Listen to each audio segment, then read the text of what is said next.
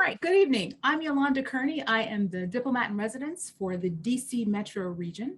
This evening, I am joined by my colleague, diplomat in residence, Alan DuBose, hosted warmly as ever by Ambassador Ronald Newman of the American Academy of Diplomacy, and joined by Ambassador Pete Bodde. With that, please, Ambassador Newman, give us a little overview of the Academy, and let's jump right into it. There's a lot to cover with management this evening. Okay, thank you, Yolanda. It's a real pleasure to be back with you and to be doing this with the diplomats in residence. The American Academy of Diplomacy is a small but high-profile organization. It was originally begun in 1983 by people like Henry Kissinger. George Kennan, of great renown, was one of our founding members.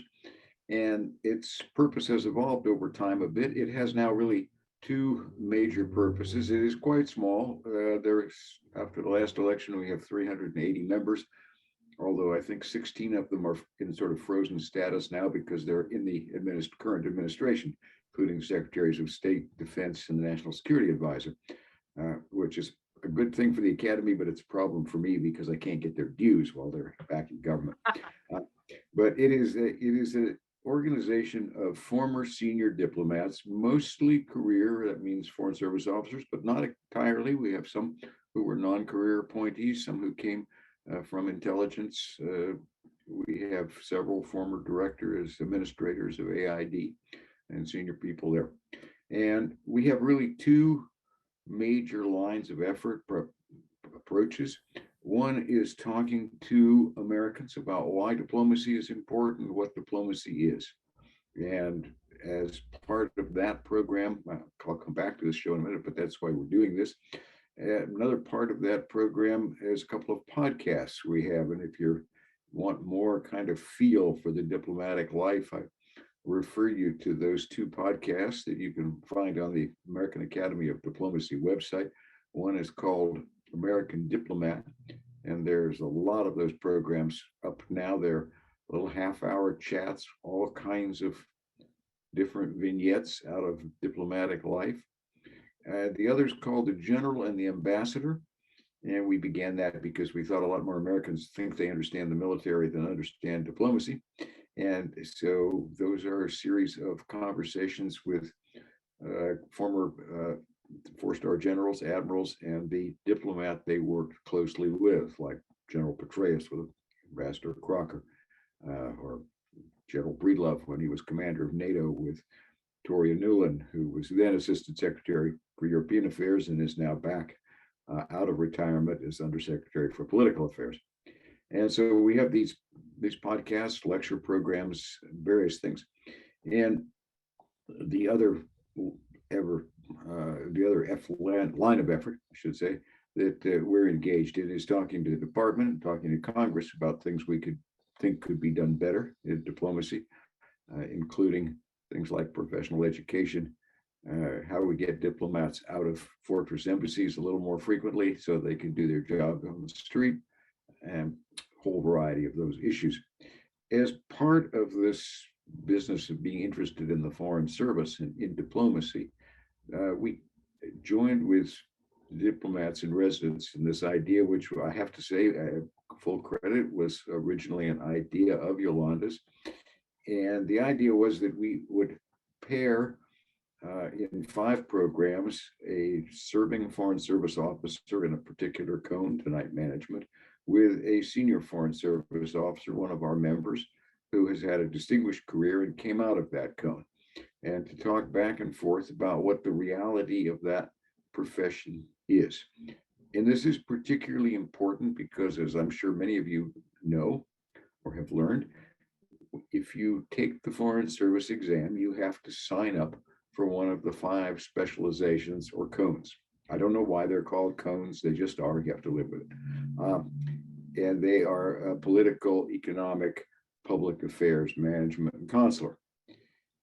If you are good enough to pass the Foreign Service exam, you will come in the cone you selected, and you will stay there.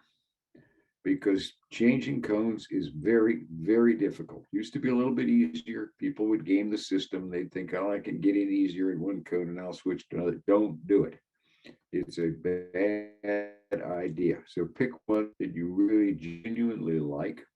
And that's why we wanted to do these programs, so we could bring people a little higher, more textured sense of what these cones are.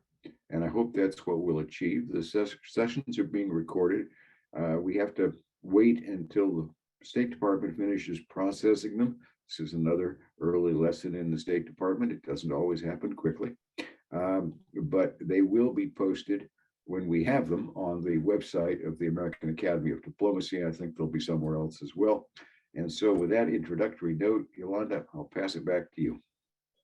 Thank you, sir. So there is a lot to cover when it comes to management. I think that all of the diplomats and residents, when we talk about management officers, particularly at post, we refer to them as our chief operating officers.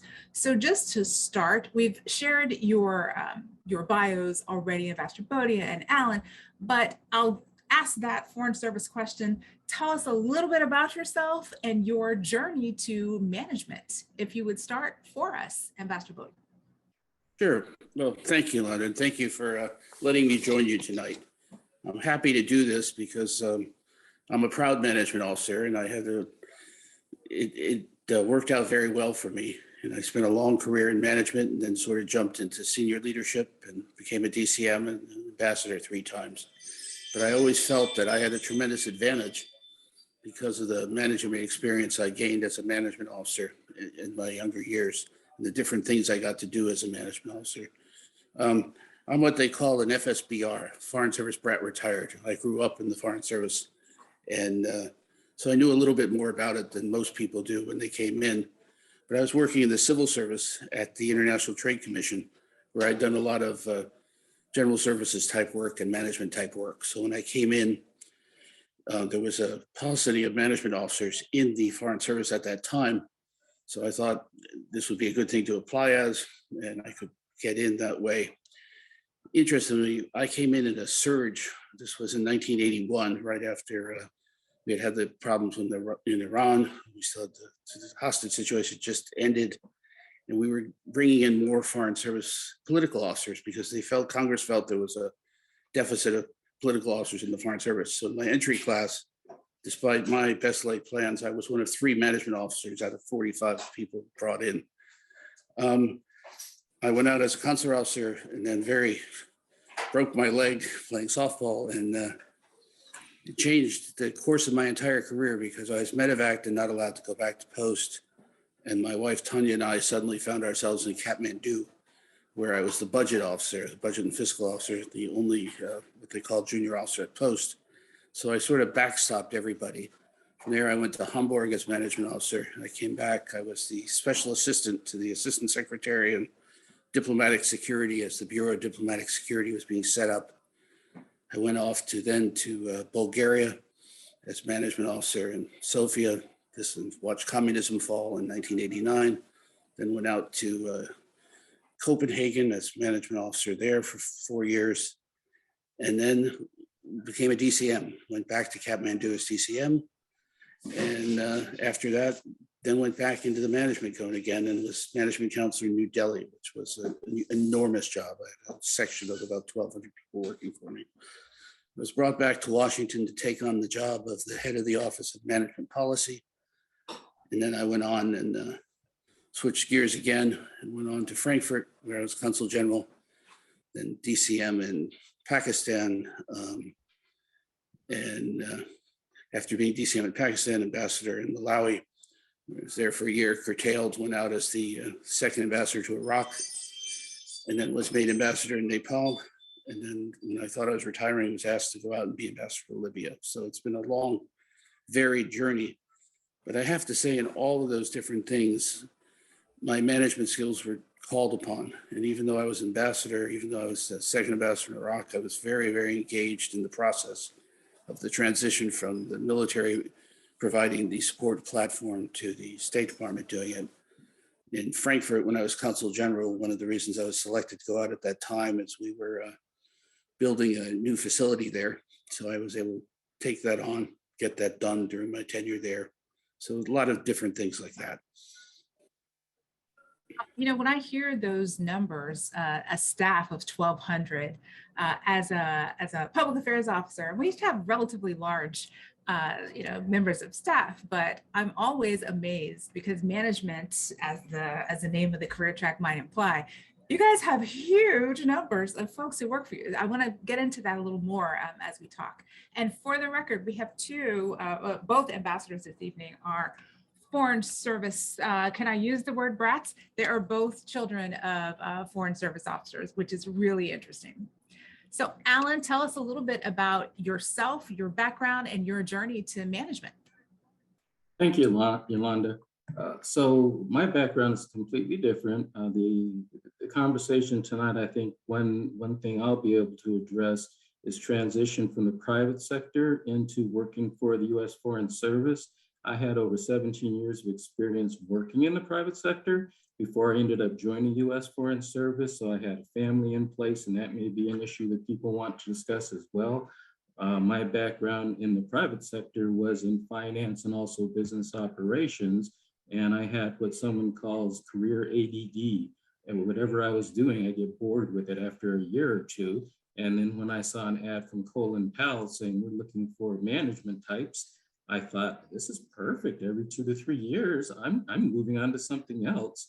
And my portfolio was wide. It's not very narrow, which was one of the issues I had in the private sector.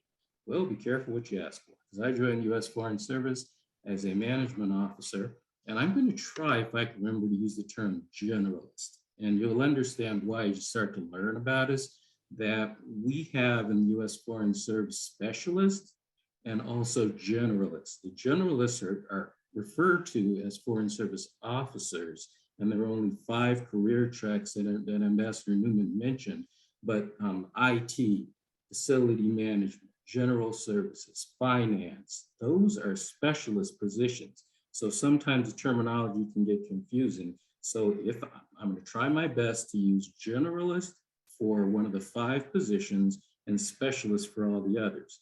And back to my background. So basically when I joined, I did tours in Mexico, Ecuador, and the United Arab Emirates. And one of the other things I had the opportunity to do is work in some human resources positions back in Washington, as well as with overseas buildings operations, which is a bit unique for a lot of the management officers, because these are the people who our facility managers report to, and they're responsible for all the real property abroad. And when our management staff develops into management officers, you don't go straight to a management job. You normally take one of the subset roles as you're working your way up. And so by working in facility management, most management officers just don't have an opportunity to do that. They tend to do some of the other positions frequently because they're trying to get overseas. That's the reality. But with that said, I'll be able to talk about some of that unique experience as well tonight. So Yolanda, I'm going to hand it back to you. Well, you've offered me a beautiful segue into the structure of this work. So let's talk a little bit about some of these subspecialties that the Foreign Service specialists cover at post, which are managed by our management generalist. So first, let's first of all talk about the things, if we can sort of split them into two sides. Those things that take care of our staff, like med, and those things that take care of the running of the embassy. So Ambassador Bodde, why don't you tell us a little bit about, as you go to post, for folks who don't understand how we're structured, how do we take care of our folks at post, and where does management fit into that broader portfolio?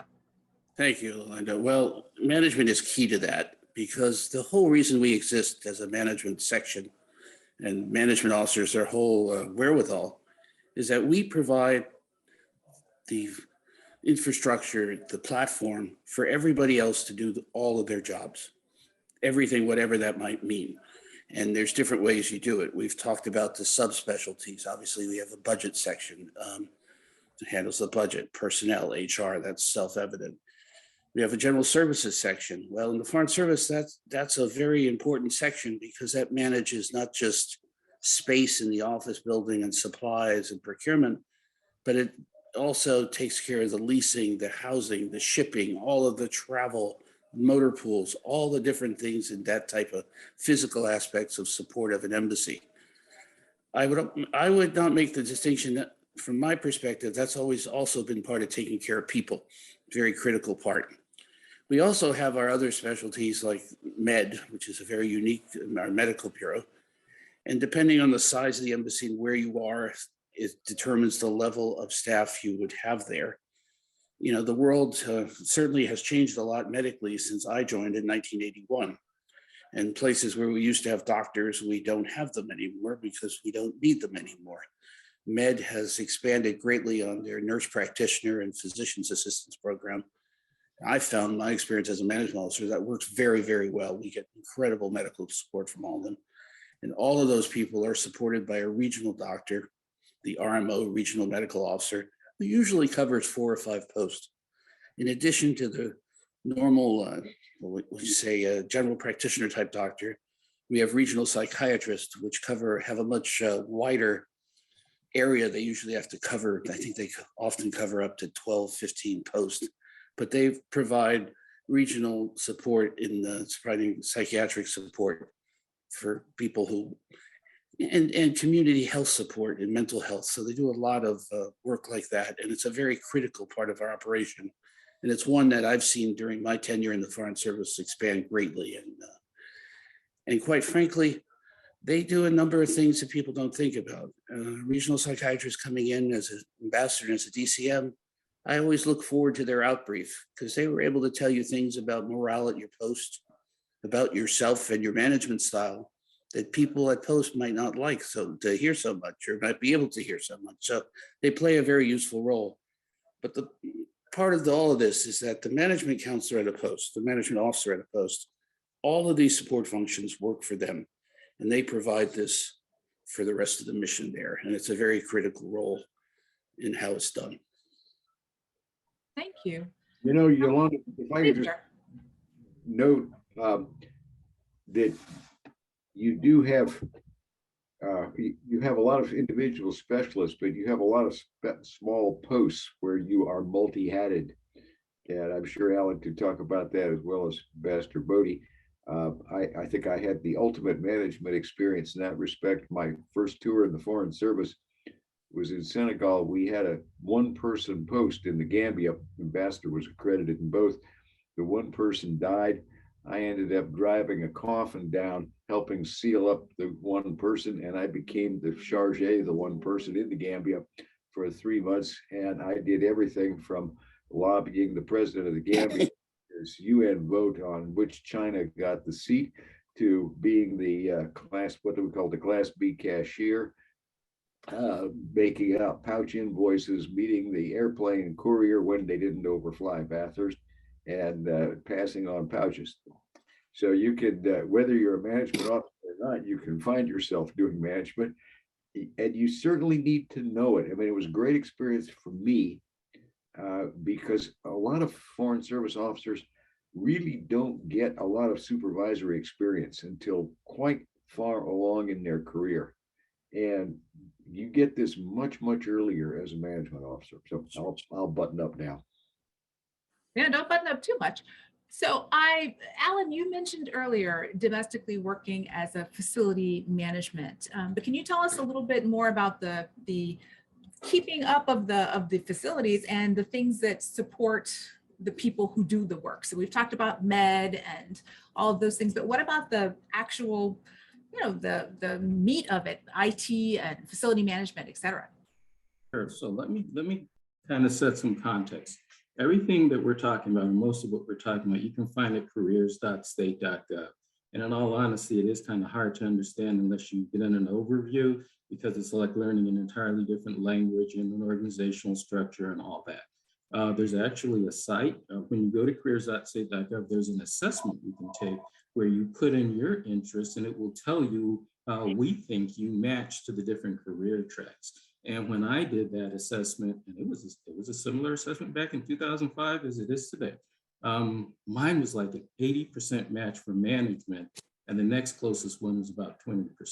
So I'm a management personality, good, bad, whatever it is, it's reality. And actually, I think it's pretty accurate. So with that said, think of management as maybe an executive at a small business. So I'm going to use maybe a restaurant analogy. If you have someone who's in charge of a decent sized restaurant, they're supposed to be managing the restaurant. But you know, stuff happens. They may end up having to bus tables. They may have to wash the dishes. They may be at home on a day they're supposed to be off and they get called in because nobody showed up. The cook didn't show up that day. And so I was listening to Ambassador Newman talk about some of the responsibilities of the IT personnel. And I was, oh, yep, I did that too. Yep, I did that as well. So essentially, that's one of the reasons I try to use the word generalist is think of our specialists as subject matter experts. Their role is, if it's finance, they are the go-to person for finance if they're a post. They're not always a post. If they're IT, we have different requirements for IT, but they are the go-to person. But if you're a management generalist, we want you to be plug and play as much as we can. I mean, there are limitations, common sense, but we want you to be able to be put in position where you can hold the fort down until you can get some help from DC. And usually that means it'll get there when it gets there. So it's not necessarily going to be overnight. It might be 90 days before DC gets that help you really need. So you have to be able to manage. They're not going to leave you literally by yourself, but it might be a phone call away instead of someone coming in to do the work. And I've literally been on the phone saying, what do I do? Okay, I do. All right, I put that switch. Now what do I do next? I have literally been there. And that's what they expect from management personnel is to be able to roll their sleeves up and do the dirty work. Now, when you get to one of these posts, and we have what's called locally employed staff, and our locally employed staff are crucial to management. To all the different careers, they're important, but to management, they are crucial because they literally do the day-to-day. And many times they have a level of expertise in some of the processes that we have no clue, but we have to get up to speed because we have to know what they're doing. So whenever we have that LE staff, if you're at a well-functioning post, they're going to be doing a lot of things and you're just reviewing and making sure everything's in line, communicating back to DC, working on the policy, reporting to the front office. But it's hard to stay in that position even at a well-functioning post. It's hard to stay in that state indefinitely. And again, for those in the private sector, think about it. How many of you work for businesses where everything is going great for 5, 10 years in a row? I work for several big name companies in the private sector that don't even exist today because they went bankrupt or they were merged into some other organization. So even though they were doing well, they evolved. So here we are as management types, and we have to be able to be as much as possible, have a general understanding of all the management roles. What do they say? A mile wide and an inch deep. You have to have enough knowledge to be able to kind of step in or at least know when to call for help. But you're not necessarily going to be the finance person who really knows all the details. Now, I will say one last thing before I hand the floor back. We have our own school. It's called Foreign Service Institute. So really, when you go through the process of being selected to become a U.S. Foreign Service officer, one of the criteria we're looking at is to see if you have the ability to learn. So if you are a widget maker, it really doesn't matter if you can demonstrate that you have the ability to learn, because we will send you to our school, Foreign Service Institute, and teach you everything you need to know to be a successful management officer. So that's why we have this odd position of like a finance manager, human resource manager. There's something you never find in the private sector. Well, you see this at small posts a lot overseas. So these people will go to Foreign Service Institute and spend a couple of months studying finance, and then a couple months studying human resources, and then get out to post, and they're supposed to be the subject matter expert in both those things. Well, of course, they're going to depend on some help from DC. But the bottom line is, that's our attitude, is you have to have the flexibility to be able to cover a lot of different areas as a generalist. Specialists, again, subject matter experts, they come in with that expertise, whereas the management officer, normally when they come in, they're more potential than actual experience. You're both, and you've both said some really interesting things, and I want to dig into a little bit of this. First, I would like for everyone here, we have better than 200 people, to answer, a 2-question poll. 2 little questions. First, we want to know where you're joining us from. Where are you? And then how'd you hear about us today? How'd you hear about this session today? And then I'd like Alan and Ambassador Bodde, and actually you too, Ambassador Newman, given your experience as Chief of Mission, I would very much like to hear your views on the interagency. So we've talked in the other career tracks about how it works with the other agencies at Post. For those who don't know what an ICAS is, I would very much I'd like for you to tell us a little bit more about how it is as a management officer, you work with our colleagues from other agencies at Post. Ambassador Bodde, why don't you start us off? Sure, thank you. Well, one of the things that people don't realize is that when we talk about embassies overseas, since the end of World War II, I think that's when the trend really started. Most embassies, virtually over half the people resident there are not State Department people. They're people from other agencies that have business there. Department of Commerce.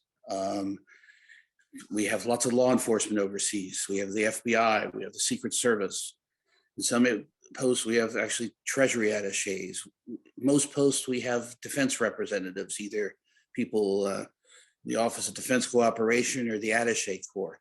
But what this means is that we're really hosting the federal government overseas. And what the State Department is the platform from which the federal government works overseas at our various embassies.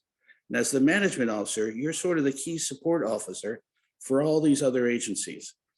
Now, used to be, and this has been something that's evolved, over the last 6-7 decades, of how the funding for this was handled. And we at State always felt that we bore too much of the burden of the cost of other agencies being overseas. And I think this was generally true. It was the subject of many GAO studies, and we're still working the formula out. But the latest version to address that problem or that issue is ICAS, where people sign up for services and agencies sign up and get billed. ICAS has been in place, 10, 15 years. But it's worked very well in that it provides much better accounting. It lets people sign up for the services they need. It's held State to probably a higher standard because there's been a much greater focus on what the actual costs are. But it also has led to some lively management issues. Is this management by consensus? No, it's not. It's an accounting system. But what's the role of the management officer in administering this?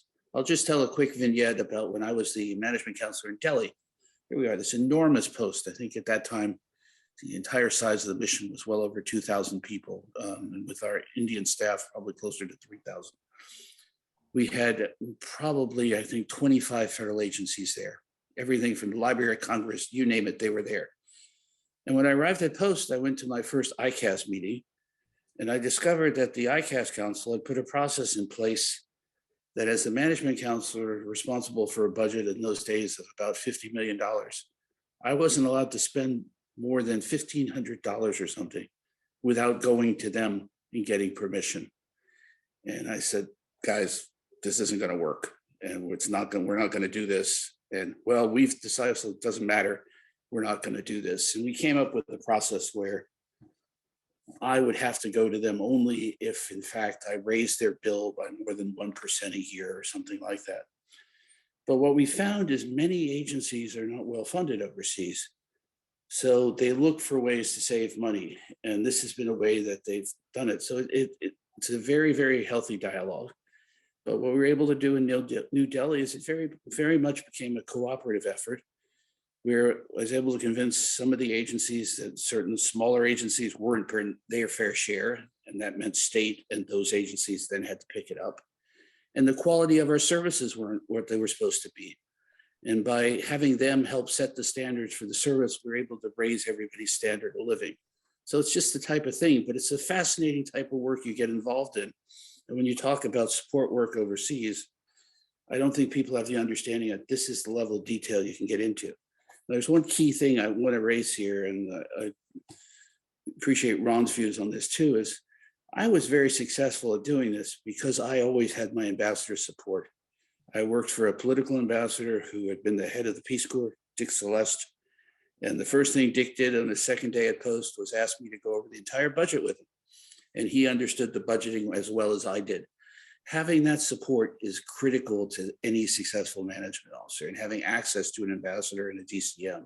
But that's one of the things you have to do. Well, I totally agree with you, Peter. But it works in reverse too. Too few ambassadors, in my experience, are managerially literate. Exactly. And bother to learn how a budget works. And occasionally I've seen management officers who were able to utilize that, to give very simplistic answers that, that's not in the budget, Mr. Ambassador, when, there's all kinds of room for maneuver. You must have been absolutely a terror of your management subordinates when you were ambassador, because they knew you knew this stuff. But it, ultimately efficiency works with loyalty up and down. Exactly. And so if you got the expertise and the person respects it, that's really critical. Yeah. But it's equally critical because a lot of ambassadors and DCMs, frankly, don't have the experience they ought to have on the management side. That management officers really, really understand their portfolios, and they really understand how they can maneuver within the law. Within the law, you don't want anybody going to jail. But you need to figure out, a lot of times, your mission is, we're trying to accomplish something. How can we do that? How can we find the resources and make them available to accomplish a mission? Ron, I couldn't agree more. One of the key points I wanted to make tonight was a successful manager is not learning how to say, it's learning how to say no, but not say no. It's basically saying how to get to yes. And when I was lucky on is I had bosses that beat it into me saying, your job is when somebody asks you to do something, you think it's crazy, say, what are you trying to do? And let me figure out how we're going to be able to get you to do that. And if you have that approach, it works better. But the simple no is not a recipe for much.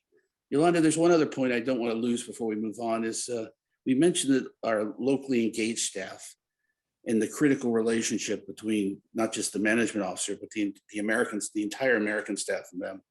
And I think that's something to remember is they provide a great deal of support. They provide continuity.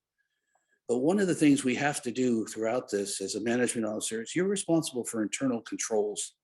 There's a whole series of checks and balances that the department provides. It's all there. It's a very simple process, but you have to make it a priority to do this.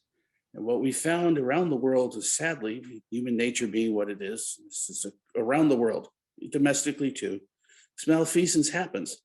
But when we look into why it ever gets to be a bad case or why it went on so long, it's because people didn't take the time to do the management controls that they're supposed to do on a regular basis. And the department trains you in this, they provide the system in this. It's no fun, but it's something you have to do. And I want to stress that because it's part of good leadership, and it's part of being a successful management officer. It also protects your locally engaged staff when you do this because they know you're doing it. The fact that people know they're being checked is generally a recipe for honesty across all cultures. Very, very much so. So I want to share the results of our polls so we can let you know where the 215 of you this evening are coming from. And then I'd like to talk a little bit about what the career looks like early, middle, and late. So first of all, here we are. Thank you, folks who are overseas, whatever wee hour of the morning it might be. Thank you for joining us, our West Coast folks as well.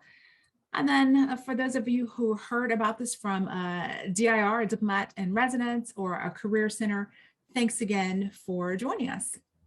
So Alan, please, why don't you start? Tell us a little bit about what the career looks like early on. You've talked a little bit about this, but early and mid-career, and then Ambassador Bodde, what does it look like at the senior ranks? So I'll start with when someone, this is what I always tell people when I'm recruiting them. I say, after you've completed the entire process, once your fanny hits the seat in our A100 orientation class, you are a Foreign Service officer. Doesn't matter if you're 24 or 44, if you have 4 years of experience or 24 years of experience, our attitude is we're going to teach you what we need you to know to have a successful career, but you have to be able to learn it. We also have our requirements, and some of those requirements, the very first requirement towards a consular officer. There's several reasons they do this, but it's actually a good way to kind of learn a lot about how the embassy or the consulate works, even though it may not be a management responsibility. And with that said, consulate is probably the most similar to management compared to the other career tracks. So someone who works in consular can actually learn a lot about management operations. So for example, the first 2 tours of when a generalist comes in, they are going to normally do 2-year tours. I'm speaking generally. They normally do 2-year tours, and one of those is going to have to be doing consular work. Sometimes they do 2-year tours of consular work. That's not that unusual because ultimately Uncle Sam's needs take priority over everything else. So regardless, once someone has checked off that box, then the general thinking is, as a management officer, you want to start getting into some of the subset management positions as quickly as possible, so you start learning the work. You don't want to go straight to management. And this is the thing that we always preach in management, and it's really hard to get when you're entry level, but it's a reality. If you rush to a management role as opposed to maybe doing a finance job or an HR job or a general services job first, you're setting yourself up for problems because you won't have enough of an understanding of the foundation work. So in my case, I did my consular tour in Mexico, and then I did what's called General Services Officer in Ecuador. And in Ecuador, we normally would have a facility manager. We didn't have a facility manager. So what we had was a local facility supervisor who really didn't have the same skill set, which meant as the U.S. General Services Officer, I also had to supervise the facility staff, which is normally supervised by a separate American.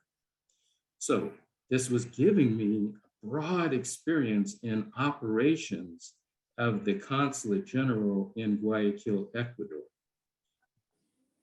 This can be the most painful of all the experiences because it's like mid-level management in the private world. You're getting all the work and you're expected to know everything, and you're on the learning curve. Plus you have to supervise people, a lot of people. Many times, as Yolanda mentioned, we are the largest group at an embassy or a consulate just because of the nature of the work. And general services tends to be the largest of the groups within management. So most management officers are going to try to get that GSO tour as quickly as possible. And then after that, they start feeling out what they want to do next. Some will say, I want another GSO tour. Some will say, I'm going to try to do some HR work or some finance work. Some will say, I think I want to go for management. And there are 2 ways they can do it. Sometimes they will go where they will be a deputy management officer and they have a management counselor over them. Or another way is they go to one of these teeny tiny posts where there are only 5 people there, 5 Americans there. So they're management, but they're supporting a very small organization. So the bottom line is, after that, it's kind of up to you which direction you want to take and how aggressively you want to pursue it. But the one caveat I would say to anybody, and especially management, is you need to be checking all the time in your career to see what makes sense for you at that point in your career. Because sometimes people do bite off more than they can chew.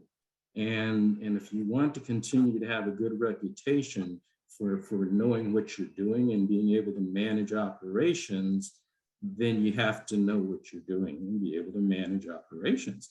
So you can't just have the title of management officer, but everybody's talking behind your back about he doesn't know what he's doing. We can't manage operations. It will end up hurting you. So that's the one thing I always say is get into management as quickly as possible. And that's normally what happens. But then make sure you have a decent foundation before you start trying to bite off on the big positions. Ambassador Bodde, clearly the senior levels of this career track are, as your title says, ambassadorships and senior leadership. But what does it look like after mid-level as you go into the senior level? What types of jobs might one expect to have? Well, I think it's been described well what to do up to there, but I think the key is in the management column, is you want to go on to progressively larger posts as a management officer or management counselor. I think it's really important, as my colleague just said, to get the experience, become well-rounded. But I think there's a few things that I just want to add that just into the specific position you should be looking for, there's things you should be doing along the way. One, and this applies to all cones, but one, you should be very quickly making yourself the person that the go-to person. That if your boss comes in and says, we have a problem, or we have a visit coming in this weekend and we need somebody to go to the airport at 4 a.m. and we need this or need that, be the one to raise your hand. Become the person that people can rely on. And when you're known as somebody that's reliable, it's like the same in most organizations, good things happen. You have to establish a reputation for yourself in that regard. Two, as you go in, and it doesn't matter what position you're in, at an entry-level management position or a mid-level or a senior one, don't accept things as they are. You know, one of the things we don't talk about in recruiting, but the State Department's generally in my 41-year career, always experienced a paucity of funding. So we're constantly trying to do things and not have quite enough money to do it. And that's particularly hard when you're the person, the man or woman, responsible for the housing and the welfare of a large community overseas, and you know what has to be done, you just don't have the money to do it.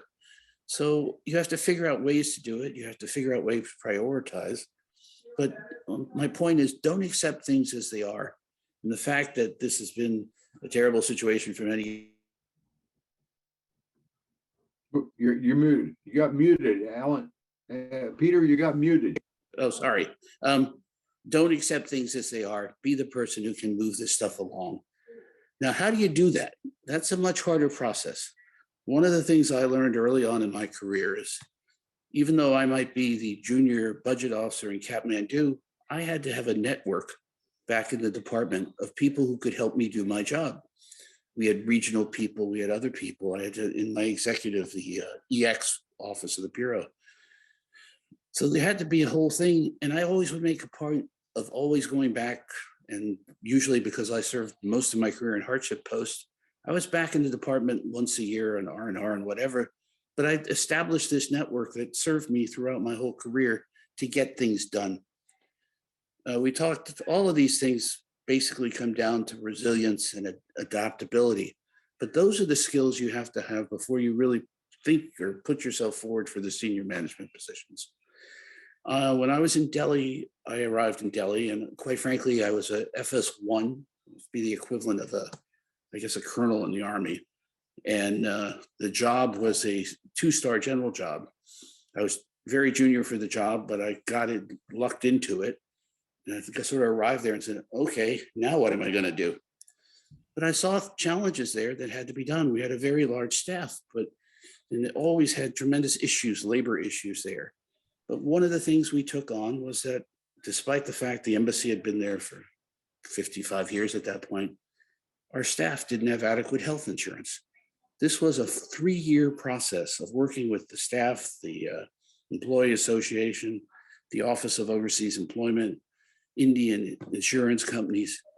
It was one of the toughest things I've done in my entire career. But at the end of the day, this group of people who didn't want to take this problem on, the local staff who thought they had a better system, ended up being well insured and ended up getting health insurance that was better than the health insurance I carry today as a retired federal employee.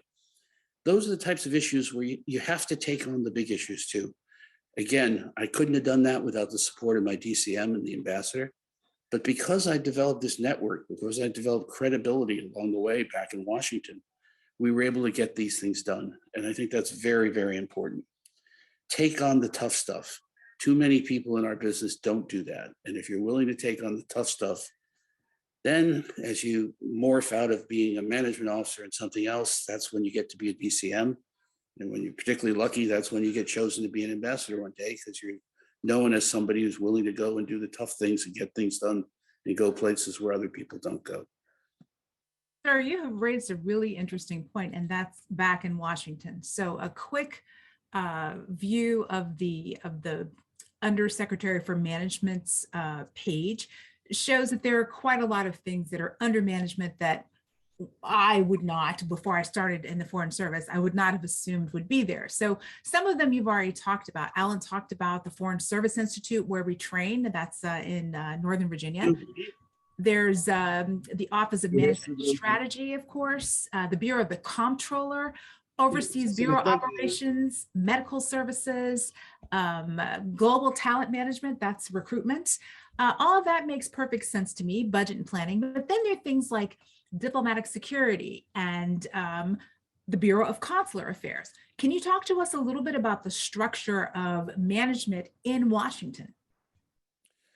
I'll try.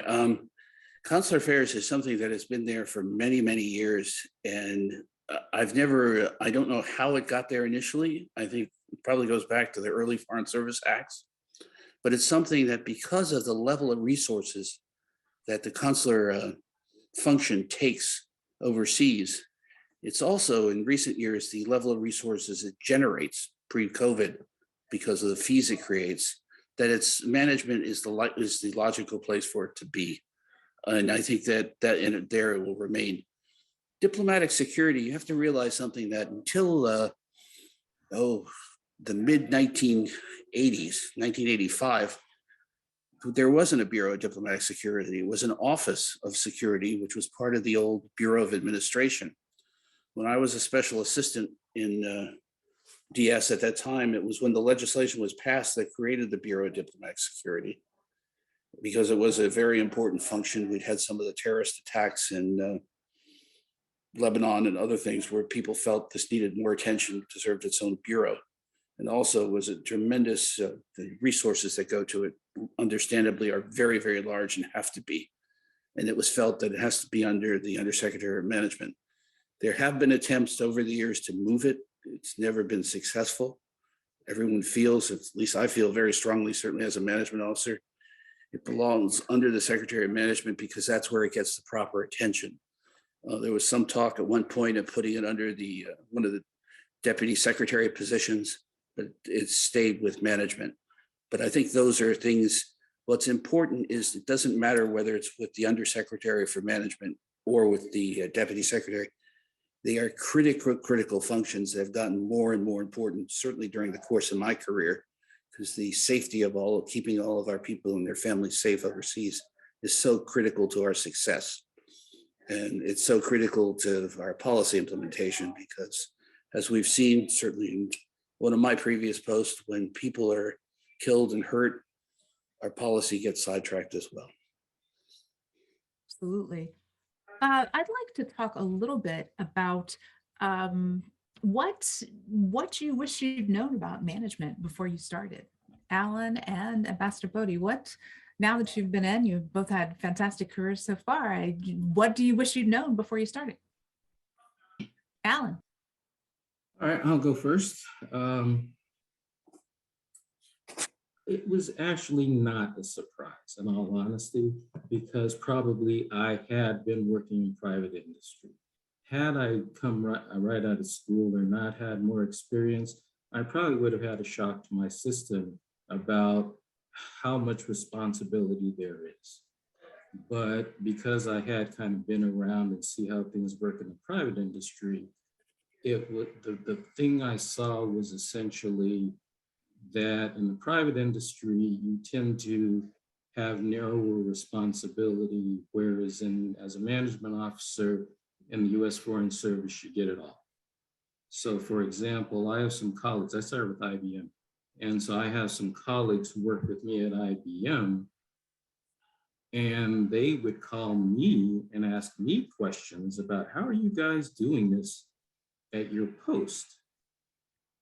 And they were earning more than I was, and they had higher titles than I did, but they had fewer people reporting to them overall and narrower responsibility. So that's what I mean, that the one thing I didn't really expect, but it wasn't a shock still, was that there's really so much a wide responsibility when you are a host. It costs Uncle Sam a lot of money to send us overseas. So we're not just sending bodies over there. We're sending people over there who supervise, who have to be leaders, who have to manage processes, who have to manage people. And that's something that where I think I knew before, until you actually start doing it, you don't feel it. But once you have to start doing it, it's kind of like I always use analogies. And imagine if anybody who's been silly enough to have children, and you have one and you're trying to help them with their homework, and the other one walks in and says, I just have one question, just a minute. And you say, I'll be with you in 10 minutes. Okay, just let me get my one question. All right, just 10 minutes, I'll be with you. All right, but it's just one question. That's all I need. That's the life of a management officer right there. And that's what you kind of have to adapt to, is you have your customer needs and you have to make sure they're taken care of, because they have to do their jobs at post. And so you have to triage that one person that's kind of getting on your nerves might actually need to be moved up to the front of the line, because there's a valid reason they need your attention right now. So what I did pick up is you have to be able to truly figure out the lay of the land, how to manage up and down and sideways. You have to really understand the entire process, more so than I would say in the private world, where it tends to be a little more segmented and easier to understand. So Ambassador Bodde, I have the same question for you. What do you wish you'd known before you started? And then I'd like to hear from the three of you. Put your future vision goggles on, and let's talk about what we think the future of management work will look like. For these candidates who are seeking out these positions, what might they expect their work to be like 15, 20, 25 years from now? Okay, well, I guess the one thing I sort of knew, but you'd never really understand till you get in the job, is this is a 24/7 job. And one of the things you learn in the management cone is you can have a great day, but your work is never done. There's always another problem. There's always something that still needs doing. So learning how to deal with that and making sure you get it done. One of some tricks I've done along the way is I always said every week there had to be something better at any embassy I was. Something had to look physically better, work better, do something. And it sounded silly, but it meant at the end of the year, there were 52 things that were going better than at the beginning of the year. And people, my customers, noticed. And that was very, very important. I think if I had to think of things I wish I'd known more about, is the importance for equity. And that when you're a management officer, or even as one of the subsets, you really had to look at who's getting what at post. Is it fair? Is it equitably done?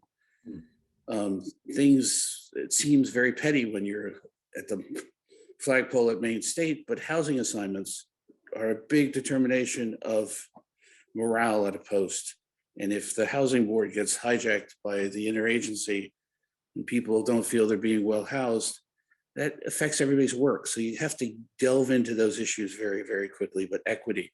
The other thing I would focus more on is internal controls. I was lucky enough to have an ambassador who came from the private sector and had been working on a bank. So we actually set up a post-audit committee and where we looked at different management issues and financial issues. And it became a model that GAO actually used. And it's something I've done at Post but I put more of a focus on internal controls, on the whole inspector general process. And by that, I mean our IG provides a series of questionnaires at a Post. Every management officer, before even getting the post, should be reading the last inspection report, the compliance reports, what's been done, what hasn't been done. And then sadly, I've learned you have to go check these things yourself, because even though they say they've been corrected, often they haven't. And what I learned, partly because I served at one Post 3 times, problems are cyclical. You can solve a problem and 10 years later, it comes back again. And you have to go back and solve it again. But I put more focus on those things. These are not fashionable things. These are not the buzzwords that everybody talks about in management, but they're very, very important to success in the cone. The good part, I wish everybody told me, is that it's exciting.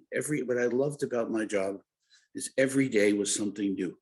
And I had the ability to decide, there were things I had to do, but I had the ability to shape where we're going to go.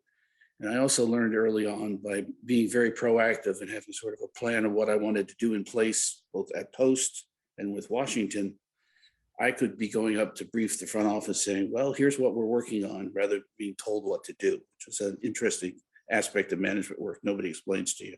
But to do that, it means you have to make sure you're covering all the details and stuff. And I guess I've been very lucky. I've worked with some of the Foreign Service greatest leaders, Ryan Crocker, Ann Patterson, and a number of people like that. Ann Patterson, I used to joke, because people used to say, why do you guys always sweat the small stuff? And we used to joke, because we don't have people working for us who do it for us. It's all small stuff, and you have to sweat it. The last thing I just want to mention, which is an aside, is the Foreign Service offers all of us many different opportunities to engage in different ways. One of the things I did as a management officer is I became part of the State Department's team that got pulled to organize presidential visits around the world. So I might be posted in Denmark, but I'd be flown to Japan to arrange and run a presidential visit. As such, I was negotiating, the detailed protocol details of a presidential visit with a foreign government. I did this in Prague, where it was the first time the American president visited since the end of the war. You get to do all these very incredible things, which bring you a lot of valid experience, which served me incredibly well later as a DCM, as an ambassador. It's taking on these roles, getting the experience, building the confidence and competence, and then doing something with it. Yolanda, if I just on this question of what might surprise you, one thing that's, I think, worth mentioning, and I'm so totally in agreement with what Ambassador Bodde was just saying, but one thing I think we haven't brought out is, if you're not in a major European country, if you're in a developing country particularly, you need to accept that you are part of a tribe. And the tribe, what you do and how you behave reflects on the tribe. And that's a little bit shocking for people sometimes, because, we're very much an individualist culture in the United States. Okay, I know I have to do something at work, but once I walk out of the office, I'm my own person. I get to dress the way I want. I get to do the things I want. No, you don't. Well, at least within, not 100%, but you are not only still on duty 24 hours a day, answerable for calls when you're abroad, but what you do reflects on the mission.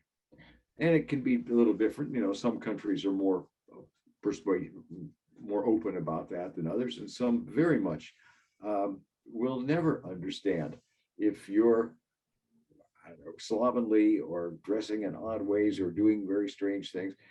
It's not individual. And so when, the nasty old DCM calls you in to remonstrate with you about this stuff, it can be kind of shocking. What do you mean? I'm on my own time. No, you're not. You might wish you were, and probably your DCM wishes you were, but the fact is that the whole country you're dealing with doesn't view you that way. And we can't change the culture to which we're assigned. And, that doesn't mean you don't have any scope for individuality. I don't mean that at all.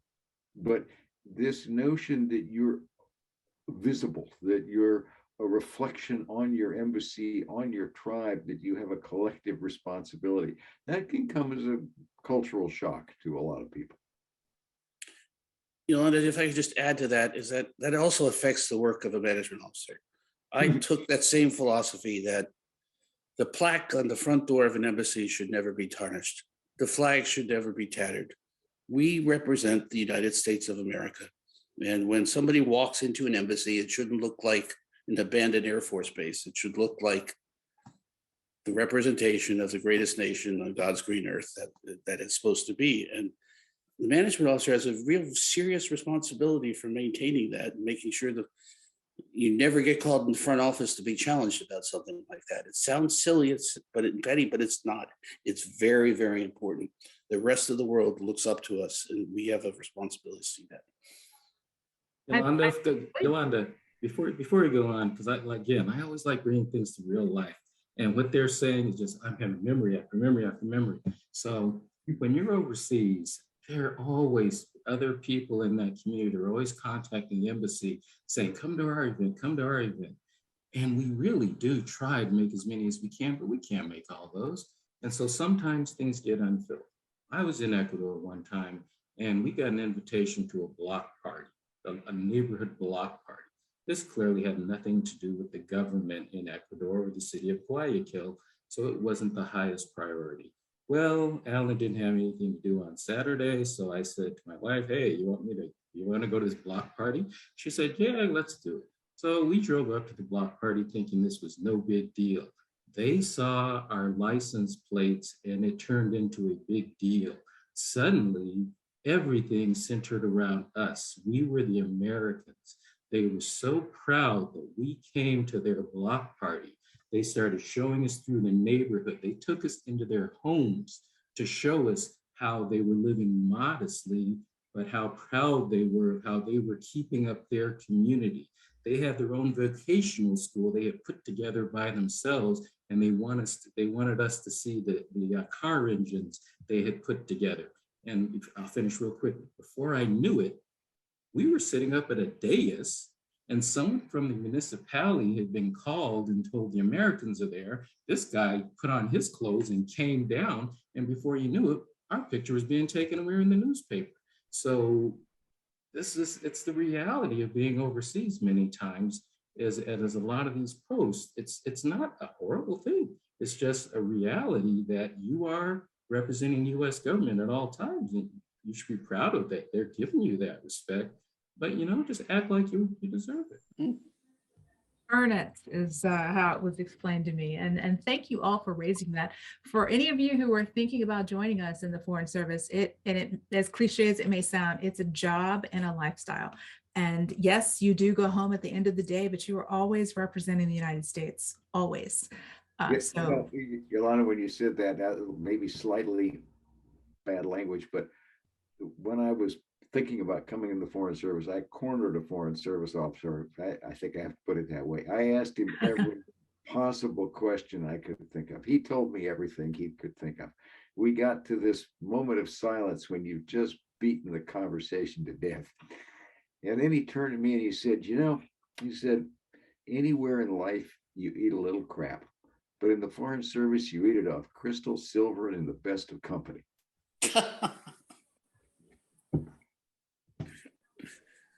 I'll second that. I wish I had something to toast to that.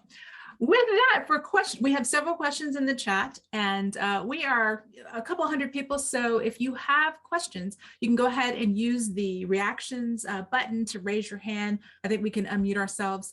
For my two interns, if you would start giving us some of those questions that are in the chat. We've seen a few things that sort of bubbled up. Let's take some frequently asked questions. One about dual citizenship. So there are not baseline preclusions for service in the Foreign Service. Everyone who joins the Foreign Service, all Foreign Service employees, generalists and specialists, have to be able to secure a top secret security clearance and also a worldwide availability medical clearance. So there's not a baseline that says if you hold a passport or a nationality from another country, you are automatically precluded. Every investigation is individual. It's going to depend on your links to that other country or countries. In some cases, people have more than one nationality, more than two nationalities. So there are no baseline preclusions. You're just going to have to put that information forward, and every diplomatic security investigation for that top secret clearance is going to be its own process. I will take some of those, Tyler and Mayarna, if you start giving us those. And again, if you have questions, it's perfectly fine to just use the raise hand function and ask it directly. I see a couple of questions too about transferring from specialist to generalist or specialist to officer. There's not a transfer process, although there are many specialists who have started their Foreign Service career as a Foreign Service specialist and then gone on to test into the Foreign Service as a Foreign Service officer or Foreign Service generalist, but there's not a transfer mechanism. Let's see, there are a couple of others. Would I recommend you taking the FSOT? Impossible to say when you should do that because we don't know, the DIRs, we have no idea what your baseline is. How much time is it going to take you to study, et cetera. Luckily, there's a tool for that, and that tool is the FSOT practice test, which, by the way, did not exist when any of the four of us joined the Foreign Service. The link is in the chat, and you also received it when you registered for the session today. You received these links, and attached to that email was also the suggested reading, but I'll put the link to that also, and the candidate guide. All of those materials were sent to you when you registered for the event today. So if you take the FSOT practice test, you can take it on the careers page, careers.state.gov, link in the chat, or you can take it on our app. The version on the app is slightly shorter. That is an excellent diagnostic tool because those are real test questions retired from prior iterations of the exam. At the end of that practice test, if you scroll all the way down to the bottom, don't come out of it once you're done, you can open it and see the responses. You can see which questions you got wrong or right. And in that way, you're going to be able to start your preparation, your studying, if you will, in a very focused way because you'll know exactly where you need to turn your attention. So after you have that baseline information, if you're going to reach out to your diplomat in residence, say, I took the practice test, I scored whatever that score is, and here is how I'm preparing. That's going to give you some indication of whether or not you are in a position to register for and sit the exam in February, for example, or if you may need to take some more time and perhaps sit it in June or October. It's offered 3 times a year, February, June, and October, but candidates may sit the exam once in a 12-month period. So those who just sat the exam in October, if they were unsuccessful, they have to wait until October 2022 to take it again. So with that, we'll take a couple of questions. Edwina, you can unmute yourself and direct your question to whoever it is that you'd like to answer.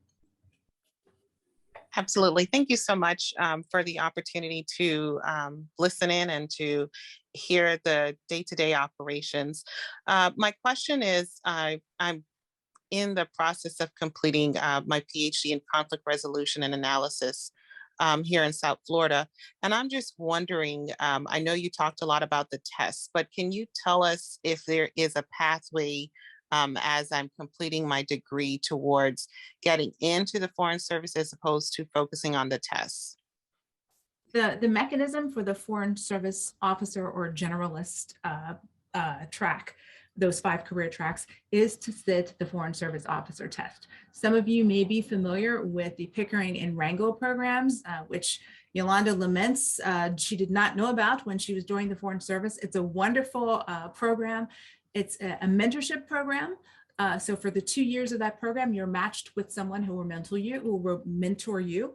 It's a fellowship program because it pays for 2 years of graduate study. It's an internship program. There's a domestic internship at in the United States, either in the State Department in a bureau or an office, or on the Hill with a member of Congress for the Rangel Fellowship. But most importantly, it's an employment program. All of those programs lead to employment as Foreign Service officers. But even with those programs, you must take and pass the FSOT and the Foreign Service oral assessment. So the entry process to the Foreign Service is to sit the exam. I've put a link, I'll put it again. The next FSOT overview will be on Saturday, January 8th at 2 p.m. Eastern. The registration is in the chat. I'll put it again. Anesthetist Scroggins, you can pose your question.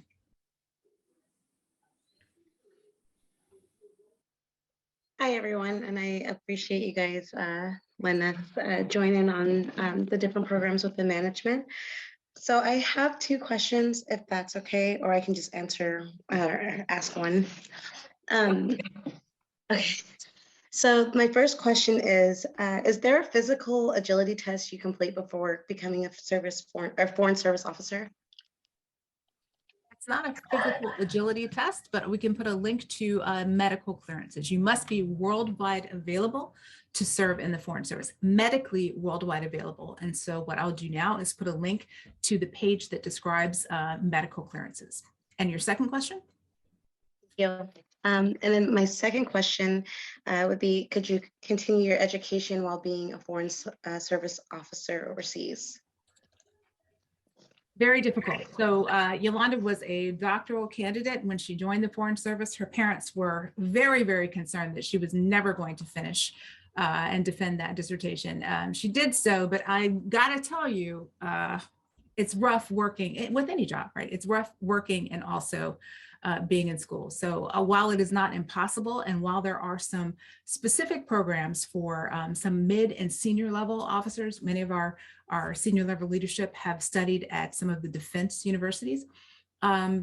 Working and being in school, I would not advise it. I survived it. I really wouldn't advise it. And I chime in on that one Please. because I get this question a lot as DIR South. And I always tell people, if you're looking at some other career as well, the one I hear the most is law school. I always tell them, go ahead and go be a lawyer. I know enough lawyers. You do it a few years, you're not going to want to do it much more. You're going to come back to us.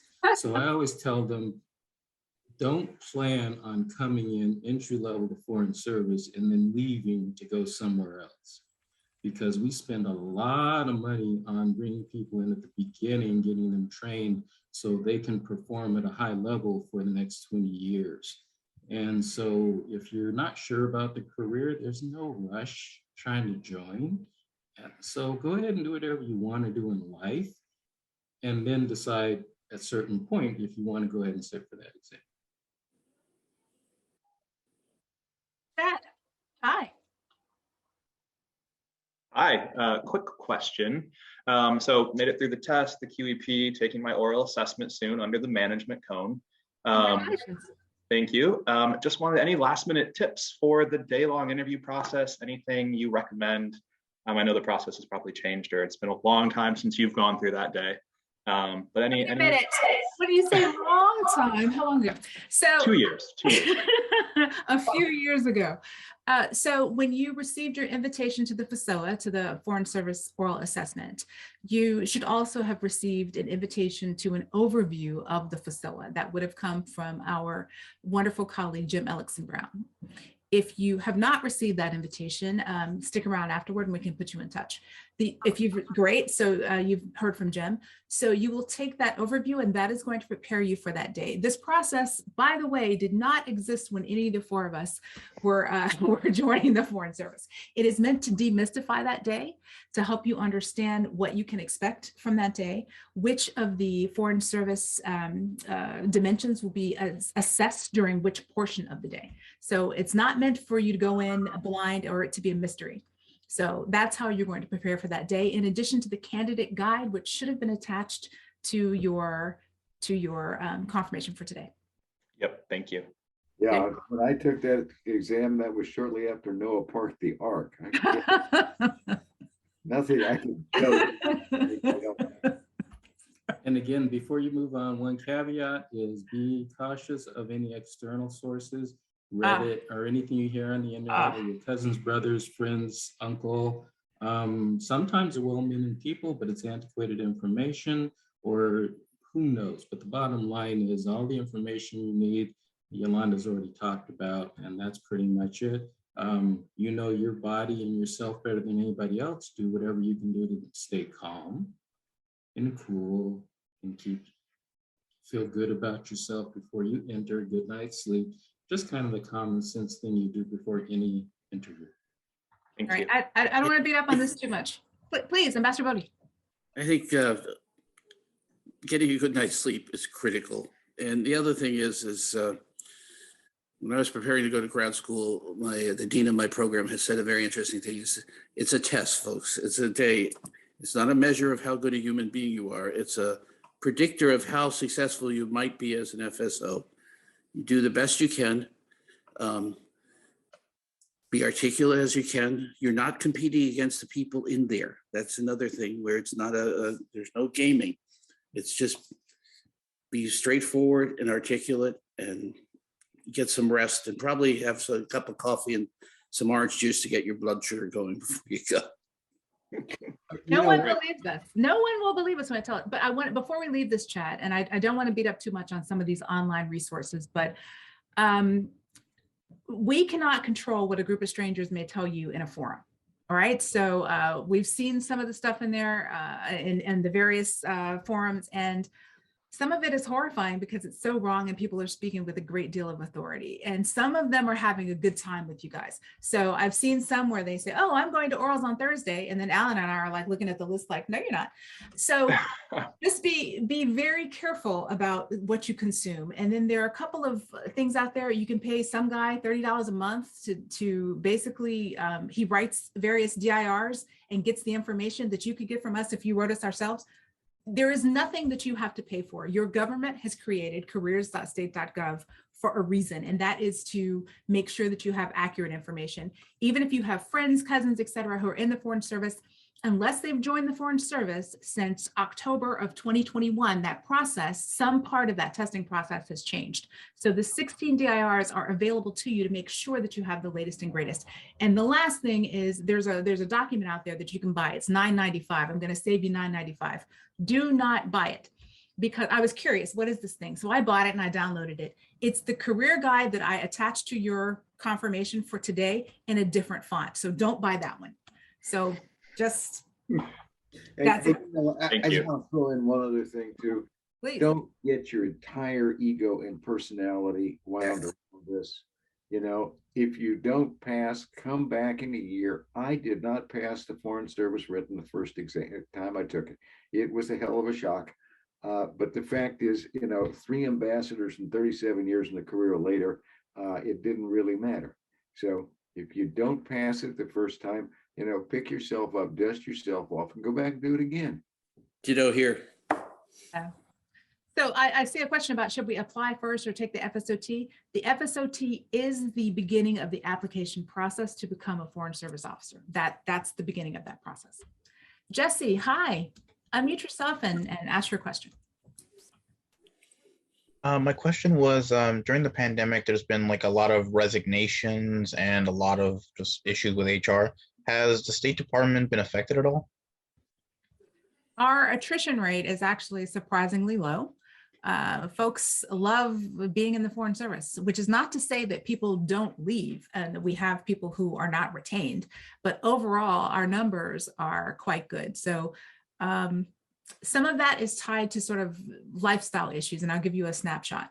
For folks who come in directly out of grad school, let's say, and for women particularly, they've been in the Foreign Service for 5-7 years or something, and then life stuff starts to happen. So I was single when I joined the Foreign Service. I married a UN diplomat. We have a son. So the types of life stuff that starts to happen is, you know, is this going to work for my family? What about my elder care issues? My mother's had brain surgery twice. Historically, and this is not unique to the State Department, when those types of decisions and those types of compromises have to be made for family, overwhelmingly, it's women who do so. So when you look at the numbers of young women in particular who join the Foreign Service and leave for whatever reason, a lot of it is linked to family issues, but that's the case in every industry. That's the case at Pfizer, that's the case at Raytheon, et cetera. So the answer to your question is our retention rate is actually quite good, but there are pockets of retention where we see certain, you know, demographics of people who come into the Foreign Service who leave after X amount of time. Okay, thank you. And you can find that. There's a link to our workforce stats also in the chat. Right? Yolanda, I think it's worth mentioning too, though, is that the pandemic has been hard on everybody, certainly everybody here at home, but it's been particularly hard on people in the Foreign Service in that they're far away. While the institution has done everything they can to take care of them medically, not being able to travel plans being disrupted. I know from my own family's case where not being able to see grandchildren because they can't travel. But this is no different than any other international organization. But it's not to say that it hasn't impacted. It will impact, but the institution does what it can to make it work. And as a management officer, the morale of the post, how well the post responds to a crisis like this is largely on your shoulders. So keep that in mind. Very much so. Thank you, sir. NC, ask your question. Unmute yourself and ask your question.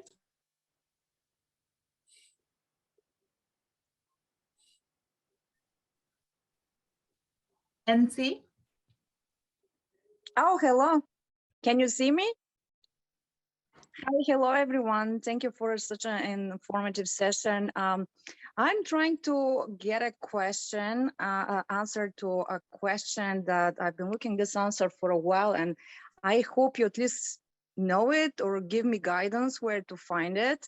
So I'm currently working for United Nations and have an extensive career in the government and the private sector in variety of capacities. And now since my child is in college and there's nothing stopping me here in the States, and I'm ready to venture around the world, and this career sounds like what I want to do. And my question is how I can transition from UN to the Foreign Service. I know a colleague of mine has done it, but I cannot find information about it. So that is my question.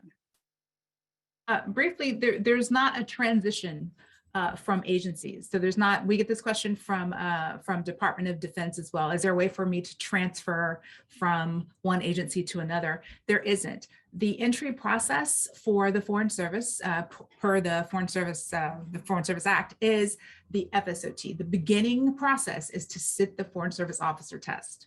But she told me that there is an alternative route. She didn't sit for the Foreign Service test. That's my question. What is that alternative route? We have 2 diplomats in residence here, and there is not an alternative route to transfer into the Foreign Service. I don't control what someone said, and perhaps there's some civil service route that she's taken, but for the Foreign Service, even if there are fellowships, there are the 2 fellowships we talked about. Those fellows must also take and pass the FSOT and the FSOA, the Foreign Service Oral Assessment. Okay, so I have to apply and then be selected and continue the process. That is correct. Okay, thank you very much. Please, Ambassador Newman. Gone into the civil service because, the Foreign Service has 3 different personnel. I mean, the State Department has 3 personnel systems. The Foreign Service, which is heavily abroad, the Civil Service, which is mostly in the United States, which has completely different rules. And then we have the local personnel overseas. So and people sometimes use terms loosely. I went into the State Department, I became a diplomat. So they may have gone into the civil service, but it's a different operation. I know she was stationed for a couple of years in Africa. Then she was moved back to Florida. So I don't know. The civil service they stay in the States while she was being sent to different duty stations. So I don't think it was the civil service. She's gone in as a specialist, depending on what her jobs are. Or a contractor. So yes. So what is that like? What do you mean foreign contractor? Can I jump in? Can I jump in? Please. Hey, can I jump in now? Mm-hmm. So basically, this is one of these, what we're seeing is one of these people, someone said maybe kind of sort of things, and this happens a lot. And that's why I always talk to candidates when they come to me with these sort of stories, is that we don't know. We know the processes. And so what people have a tendency to frequently tell us is a portion of their experience. So the process, the standard process, the FSOT, for anybody who's going to be join the U.S. Foreign Service as a generalist, and those who are going to enter as a specialist take their version, and this can all be found at careers.state.gov. There are opportunities for fellows, but they still take the test. As a civil servant, they can apply for positions through usajobs.gov. but there's not a transition program from the civil service to the foreign service. So in this case, careers.state.gov is the best source for the different processes. If the colleague, you're still in touch with that colleague, you might ask them some details, and then that might be able to help. Yes, I lost touch with her. That's why I'm trying to get an answer to this. But thank you very much for your answer. All right. Lydia, unmute yourself and ask your question. Hello, everyone. I already sent my question on the panel. I just would like to know the requirement, the qualification to join the U.S. Department here. So I need more clarification.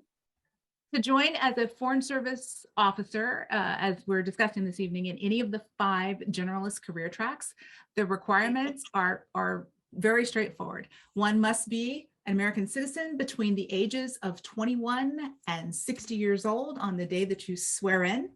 And so that's the age requirement. And then the process to join is to sit the Foreign Service officer test onward to the Foreign Service oral assessment. Those with the highest scores coming out of the Foreign Service oral assessment are offered invitations to join as Foreign Service employees. Those with the highest scores receive those invitations first. So yeah, I got that, but I was asking, I don't have American nationality. My mother has, but not me. I'm living here in Senegal. Was just asking what is the selection criteria, how to join if you apply, how it's going to happen. Is there any specification? Our selection process is quite transparent. It was in the selection guide that was attached to the email when you registered for today.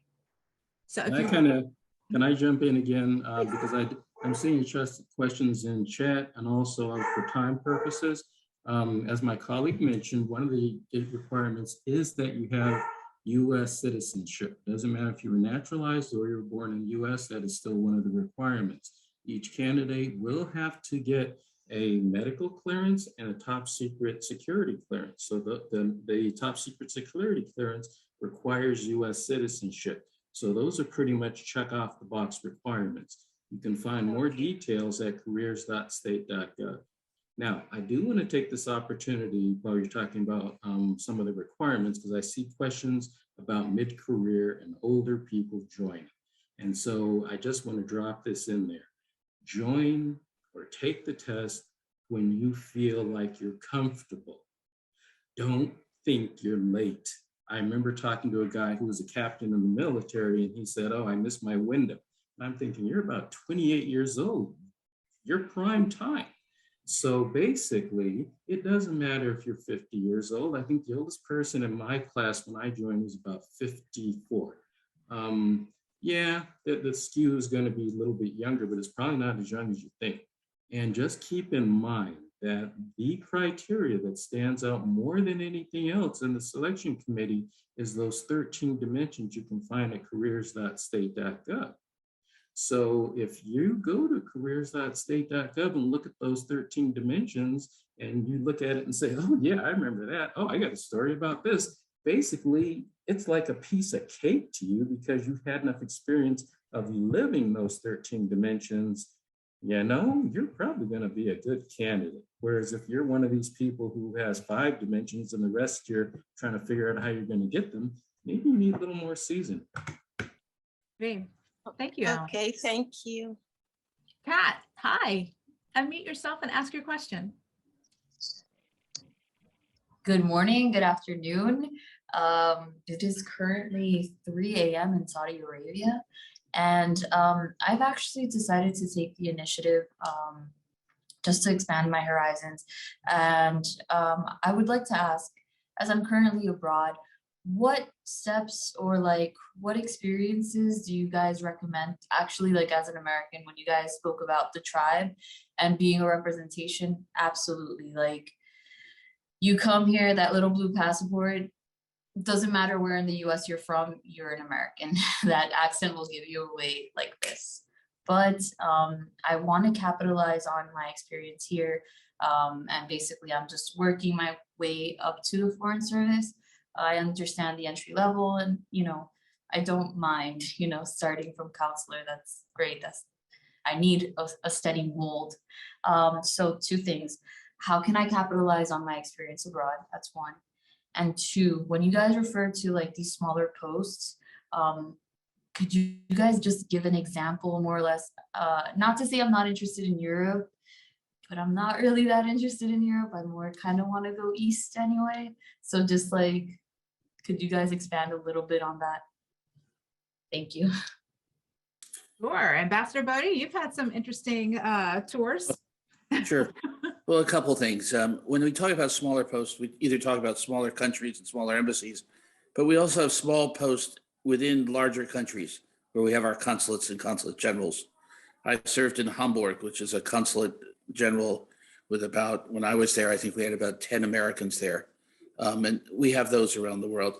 Just very briefly to your experience about your question about your overseas experience. One of the things I think we look for is how comfortable one is living in a foreign culture and getting around and doing work in a foreign culture. So if you're living in Saudi Arabia now, how do you handle that? How do you handle that being as American? And what's the work you do? How do you interact with the local government, the local, whatever work you are doing, and what that brings to experience? Obviously, someone who has that experience when they're taking the test and coming into the Foreign Service has a slight leg up because you've done that. And you've done that in a culture that's quite different than most of the United States. The second thing I want to stress is language ability. I don't know if you're studying Arabic or your ability there, but if I just implore anybody who's overseas when they're working in a country and living in a country, take advantage of the opportunity and become fluent in that language. We have certain deficit languages in the Foreign Service. After you get to a certain point in the hiring process, you get credit if you have, I don't know what they are right now, but I'm sure Arabic is still one of them. So take advantage of those things because it's really important that when you have that ability and that opportunity to learn a skill like that, to take advantage of it. And I just speak as an old guy. Those are things, take advantage of. You think you're busy now, this is the time, you have the time to go learn a language when you're not addressing all these other career issues. Take advantage of it and make the most of it. The other thing I would also is international organizations when you're overseas, like Rotary or anything you can do that gets you out in the local community, meeting a wide variety of different people are all things that can only help you and achieve success in your getting into the Foreign Service. Such excellent advice. And Kat, I want to thank you for joining us the wee hours of the morning. We had quite a few who were joining us from overseas. This really speaks to the importance, I feel, of this series.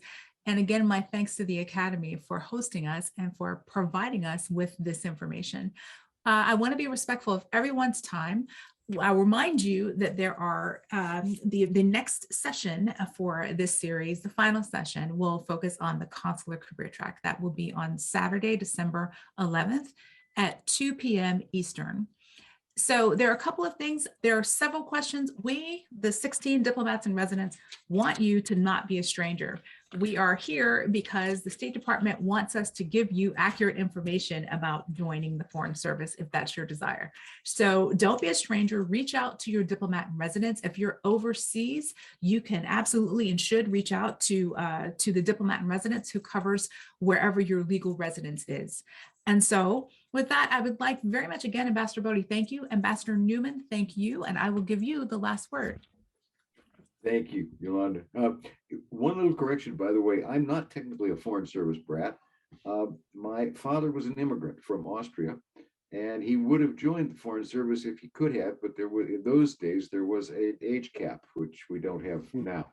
And by the time he got his citizenship, he, after World War II, or in the Army in World War II, he couldn't join the Foreign Service, so he became a political science professor. And then he went an odd route. He was a political appointee He was a Republican appointed by President Johnson to serve in Afghanistan, who was retained by President Nixon, and then under President Ford went to Morocco, and then was out in the Carter years, and then under President Reagan went to Saudi Arabia. And so he was a political appointee who served 4 presidents, 3 posts, and 2 parties. And we don't have too many of those. So that was my way of calling you a brat on the slide. Can I share a little tidbit? You may know that Ambassador Newman and his father are there are not many people who have a parent as a diplomat or as an ambassador. He is one of the few of those couples, but he is also one of the very few where he served as ambassador in the same country as his father. He was ambassador to Afghanistan, as was your father. Am I correct? That is absolutely correct. Anyway, pardon me for that brief excursion into personal history. I'm really glad you're doing this.